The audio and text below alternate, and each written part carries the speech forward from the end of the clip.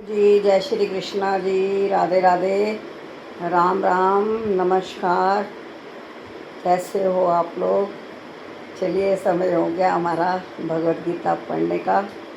भगवत महापुराण की जय, कृष्ण भगवान की जय, मेरे सब गुरुदेव भगवान की जय। तो चलो नया श्लोक पढ़ेंगे आज हम। कल हमें भगवान ने ये समझाया था कि यदि हम सीढ़ी पर चढ़ेंगे तो हमें समय लगेगा, तो क्यों ना हम एलिवेटर पे चढ़ें सीधे, मतलब सीधे सोचना शुरू करें और भगवान की प्राप्ति करें। सीधा सोचना शुरू करें कि भगवान क्या कह रहे हैं, या आत्मा क्या है, परमात्मा क्या है ना। कि एक एक जगह पे जाते रहें, कभी मंदिर, इस मंदिर, उस मंदिर, उस मंदिर, उस तीर्थ पे भटकते रहें। उससे अच्छा है कि हम ये जानने की कोशिश करें, सीधे एलिवेटर पे चढ़ जाए, भगवान कह रहे हैं।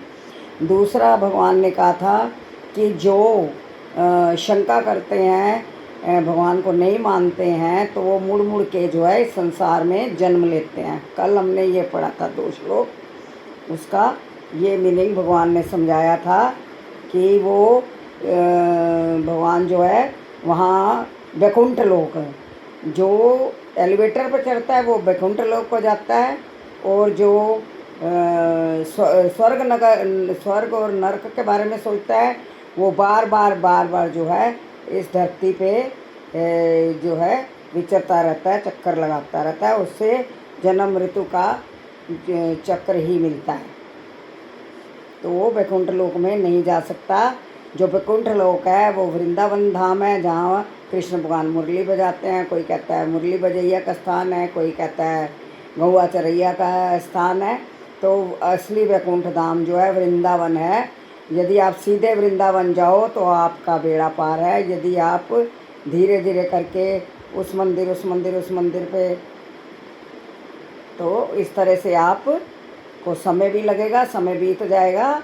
आप जो चाहते हैं वो आप नहीं प्राप्त कर सकेंगे।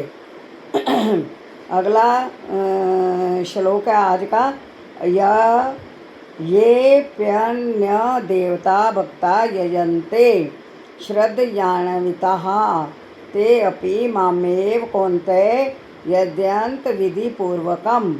हे कुंती पुत्र, जो लोग अन्य देवताओं के भक्त हैं और उनकी श्रद्धापूर्वक पूजा करते हैं, वास्तव में वे भी मेरी ही पूजा करते हैं, किंतु वे ये त्रुटिपूर्ण ढंग से करते हैं। देखा अगले श्लोक में भी भगवान क्या कह रहे हैं कि वो पूजा मेरी ही करते हैं। कहीं भी तीर्थ में जाएं, मंदिर जाएं, गुरुद्वारे जाएं, चर्च जाएं, कहीं भी जाएं, वो भगवान को ही पूजते हैं और भगवान को ही जानना चाहते हैं। भगवान कहते हैं लेकिन वो त्रुटिपूर्ण ढंग होता है, वो ढंग नहीं है भगवान को जानने का।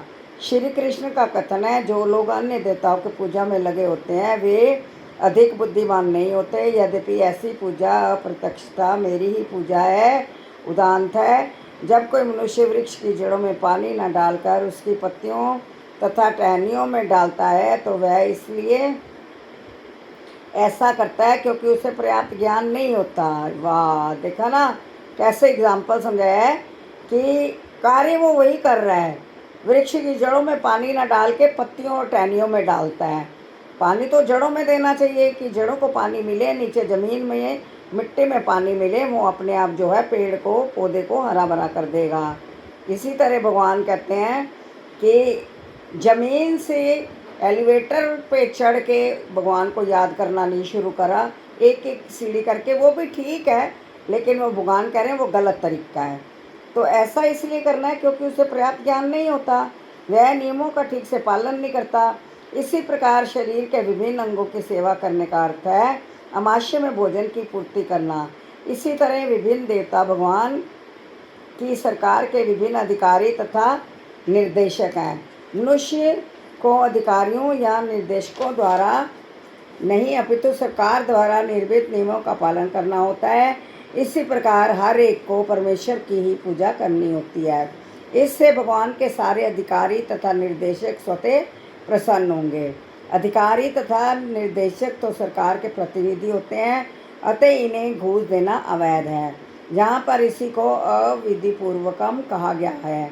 दूसरे शब्दों में कृष्ण अन्य देवताओं की व्यर्थ पूजा का समर्थन नहीं करते। वो कहते हैं यदि आप देवताओं की पूजा करते हो तो भगवान कहते हैं मैं वो नहीं मानता हूँ।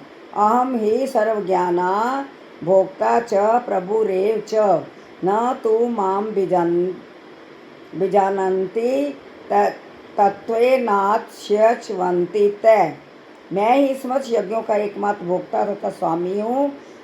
कुछ भी भगवान के प्रति भावनाएं हैं या हम भगवान की पूजा कैसे भी करते हैं तो भगवान कहते हैं उसका मैं ही एकमात्र भोक्ता और स्वामी हूँ।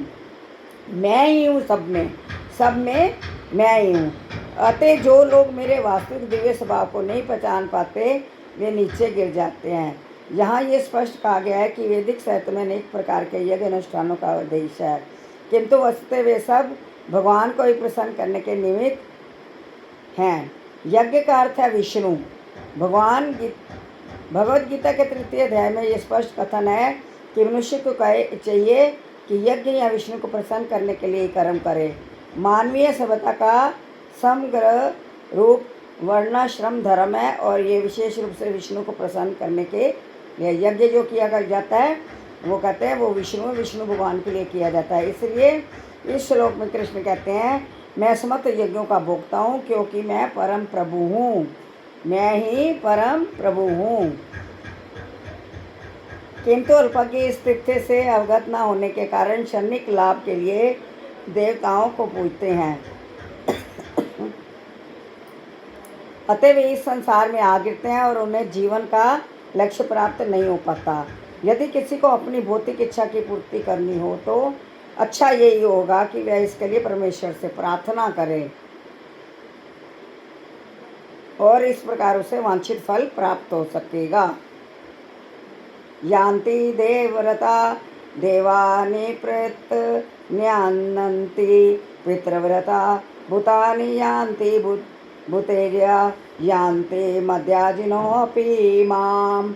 जो देवताओं की पूजा करते हैं वे देवताओं के बीच जन्म लेंगे। जो पितरों को पूजते हैं वे पितरों के पास जाते हैं।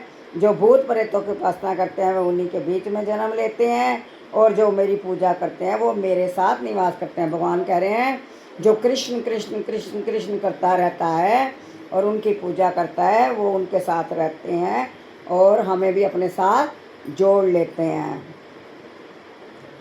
यदि कोई चंद्रमा सूर्य या अन्य लोक को जानना चाहता है तो वह अपने गंतव्य को बताए गए विशिष्ट वैदिक नियमों का पालन करके प्राप्त कर सकता है।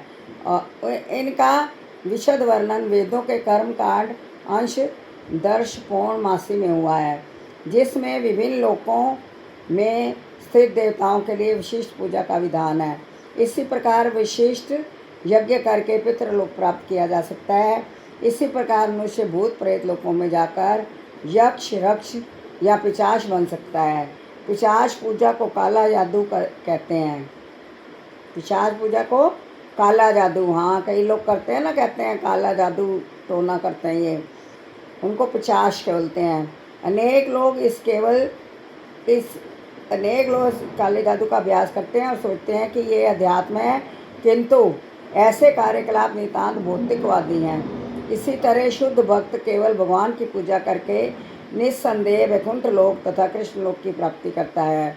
इस श्लोक के माध्यम से यह समझना सुगम है कि जब देवताओं की पूजा करके कोई स्वर्ग प्राप्त कर सकता है तो फिर शुद्ध भक्त कृष्ण या विष्णु के लोक क्यों नहीं प्राप्त कर सकता।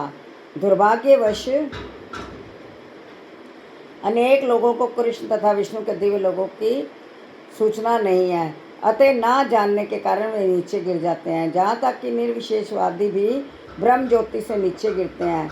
इसलिए कृष्ण भावनामृत आंदोलन इस दिव्य सूचना को समूचे मानव समाज में वितरित करता है कि केवल हरे कृष्ण मंत्र के जाप से ही मनुष्य सिद्ध हो सकता है और भगवत धाम को वापस जा सकता है। हाँ देखिए ना, वही मंत्र बोला, हरे कृष्ण कृष्ण कृष्ण हरे हरे, हरे राम राम राम हरे हरे, हरे कृष्णा कृष्णा हरे हरे, हरे राम वो कहते हैं इसी से ही भगवत धाम की प्राप्ति हो सकती है। तो यही मंत्र करते रहो